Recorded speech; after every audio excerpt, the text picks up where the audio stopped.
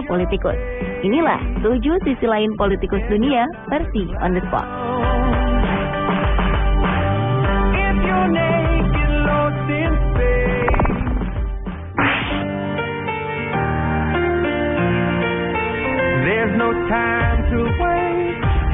Diawali dengan sisi lain dari Presiden Amerika Serikat Barack Obama.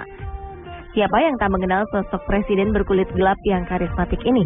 Obama begitu populer dan memiliki dukungan melimpah dari berbagai kalangan. Namun di balik popularitasnya ini, Obama juga memiliki saat-saat kurang mengenakan. Sebagai seorang public figure, apa yang dilakukannya akan selalu menjadi perhatian. Salah satunya adalah hebohnya foto selfie yang dilakukan oleh sang presiden. Foto Obama dan kawan-kawannya begitu menghebohkan saat itu karena dilakukan pada saat prosesi pemakaman Nelson Mandela. Obama beserta Perdana Menteri Inggris David Cameron dan Perdana Menteri Denmark Kjell Thorning-Schmidt berfoto narsis di Stadion First National Bank di Johannesburg, Afrika Selatan. Berbagai pihak menilai apa yang dilakukan oleh sang presiden tidak pada tempatnya. Menurut sang fotografer Roberto Smith, foto selfie ini diambil sekitar 2 jam setelah acara berlangsung dan setelah Obama menyampaikan pidato mengenai Mandela. Menurut Smith, suasana di Stadion Soweto saat itu meriah seperti karnaval. Orang-orang menari-nari, bernyanyi, dan tertawa-tawa. Namun apa daya, berbagai kalangan mengkritisi aksi selfie ini. Dalam prosesi pemakaman, seorang pemimpin dunia tidak seharusnya terlihat sedang bercanda.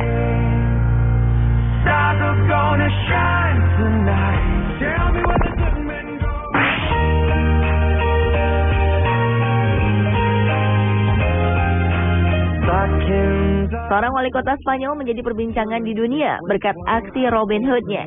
Ia merampok sebuah supermarket untuk kemudian menyerahkan hasil rampokannya itu pada rakyat miskin.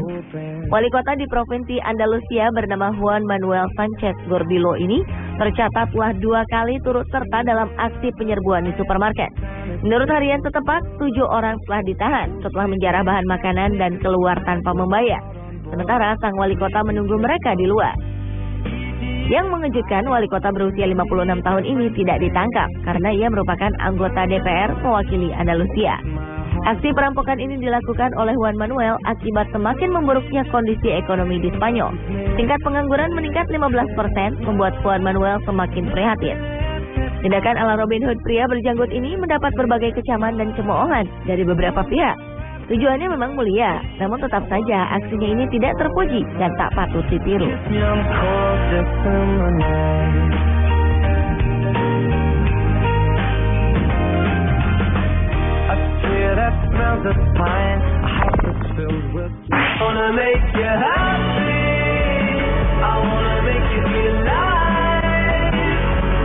Keunikan ini mungkin hanya terjadi di Bulgaria. Seorang Perdana Menteri merangkap sebagai pemain sepak bola. Hanya asal bermain. Namun Perdana Menteri bernama Boyko Borisov ini turut bermain di divisi 3 negara tersebut. Secara rutin, Boyko bermain sebagai penyerang untuk klub divisi 3, Vitosha Bistrica. Ia pun menjadi salah satu pemain terbaik dengan mengumpulkan 44% suara dan mengalahkan penyerang Manchester United Dimitar Berbatov di peringkat kedua setelah pensiun menjadi Perdana Menteri. Pria berusia 54 tahun ini pun kini 100% menekuni profesi barunya sebagai pemain sepak bola profesional. Boyko sebelumnya tercatat menjadi wali kota untuk ibu kota Sofia pada periode 2005 hingga 2009. Kemudian ia menjadi Perdana Menteri Bulgaria pada periode 2009 hingga 2013. Kini di usianya yang tak muda lagi, ia justru menekuni hobi yang telah mendarah daging pada dirinya.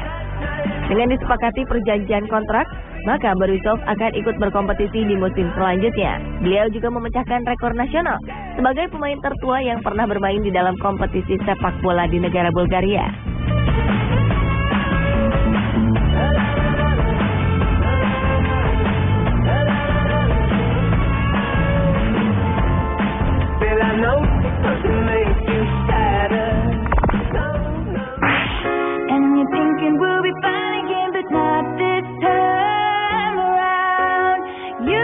Perdana Menteri Australia Julia Gillard harus menahan malu pada hari terakhir kunjungannya ke India untuk memperingati hari peringatan Mahatma Gandhi. Pasalnya, Julia jatuh terjerembab dengan wajah menghadap ke tanah tatkala hendak memasuki istana kepresidenan. Rupanya, sepatu hak tingginya terbenam ke dalam tanah dan ketika ia hendak menarik kakinya, sepatu ini tersangkut dan menyebabkan hilang keseimbangan. Apa yang terjadi di New Delhi ini ternyata bukanlah yang pertama. Julia Gillard beberapa kali sempat bermasalah dengan sepatu bertumit tinggi miliknya. Sebelumnya ia pernah kehilangan sepatunya ketika menghadiri demonstrasi suku Aborigin di Canberra, Australia. Sementara 2 bulan sebelumnya, ia sengaja meninggalkan sepatunya di panggung tatkala menghadiri acara pertemuan di Custom House, Sydney, Australia.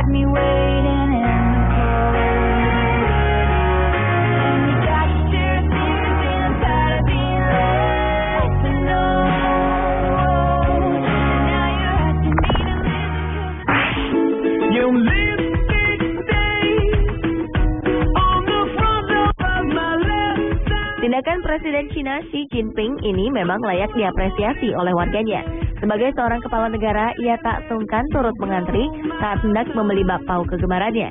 Karena tak ingin diistimewakan dan merasa semua orang memiliki derajat dan kedudukan sama, ia tak meminta ajudan ataupun pengawalnya untuk memotong antrian di toko bakpao yang memang terkenal lezat.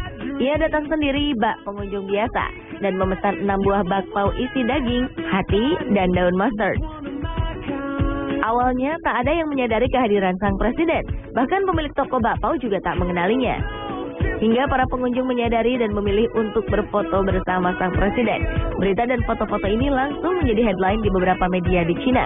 Kunjungan pejabat tinggi tanpa protokol semacam ini sangat jarang terjadi, bahkan hampir tidak pernah dilakukan pejabat tinggi China sebelumnya. Biasanya mereka mendapatkan kawalan ketat petugas keamanan dan tidak biasa berbaur dengan masyarakat selain dalam acara-acara yang sudah dijadwalkan sebelumnya. Sang presiden ingin menunjukkan bahwa dirinya bisa berhubungan dengan warga biasa lewat kunjungan-kunjungan hangat seperti yang telah ia lakukan.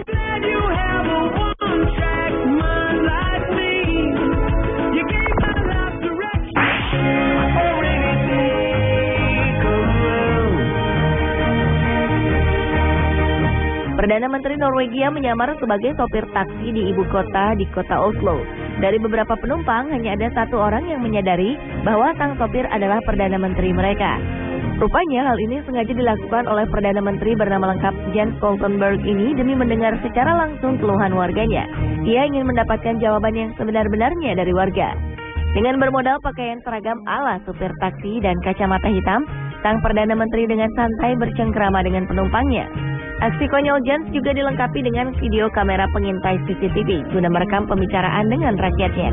Ia pun dengan senyum menanggapi ucapan penumpang yang mengatakan bahwa ia adalah supir taksi yang sangat buruk. Perdana Menteri kelahiran Oslo ini mendapatkan berbagai manfaat dari kegiatan belusukan rahasianya sebagai seorang supir taksi. Salah satunya adalah mendengar sendiri keluhan warganya dan apa saja yang menjadi masalah di negara yang dipimpin olehnya. Perdana Menteri berwajah tampan kelahiran 16 Maret 1959 ini mengakui bahwa masih banyak tugas kenegaraan yang harus ia selesaikan dengan baik agar kesejahteraan warganya bisa merata sampai ke pelosok negeri.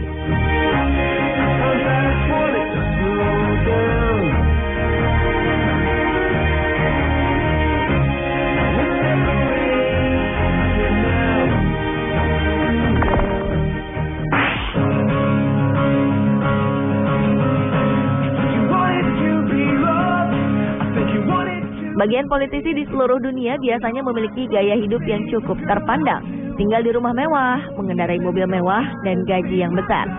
Namun semua kemewahan ini tak berlaku bagi Presiden Uruguay Jose Mujica.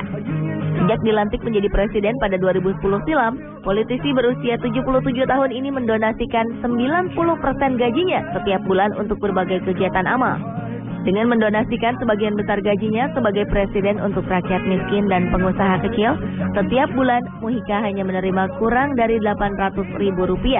Hanya itu, ia menolak tinggal di kediaman resmi kepresidenan dan memilih tinggal di tanah pertanian di luar ibu kota Montevideo. Tindakannya ini menempatkan Jose Alberto dengan julukan sebagai presiden termiskin di dunia. Di rumahnya pun tak ada penjagaan ketat ala pasukan elit kepresidenan. Hanya ada 2 orang polisi dan anjing kesayangannya yang hanya memiliki 3 kaki. Sang presiden bahkan menanam sendiri bunga-bunga yang menjadi pemasukan bagi dirinya. Ia memilih untuk hidup sederhana karena merasa bahwa orang lain jauh lebih membutuhkan uang tersebut daripada dirinya.